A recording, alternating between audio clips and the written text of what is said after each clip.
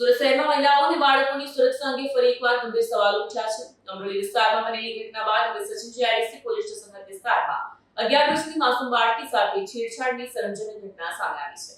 મળતી માહિતી મુજબ સચિન કંસાળ રોડ સ્થિત ગોકુલધામ સોસાયટી નજીક આવેલી એક રાશન દુકાન પર ગુરુવારે સવારે અંદાજે 11 વાગ્યે બાળકી સ્પ્રાઇટ લેવા ગઈ હતી। તે દરમિયાન દુકાન સંચાલક પ્રભુલાલ માળી દ્વારા બાળકી સાથે અશ્લીલ હરકત અને છેડછાડ કરવામાં આવી હોવાનો આરોપ છે। ઘટનાની જાણ થતાં જ સ્થાનિક રહીશો અને પરિવારજનોએ ભારે રોષ વ્યક્ત કર્યો હતો અને બાળકી સાથે સીધા સચિન જીઆઈડીસી પોલીસ સ્ટેશન પહોંચી ફરિયાદ નોંધાવી હતી। ઘટનાની ગંભીરતા ધ્યાનમાં લઈને પોલીસે તાત્કાલિક કાર્યવાહી કરી આરોપી પ્રભુલાલ માળીની મિનિટોમાં જ ધરપકડ કરી હતી।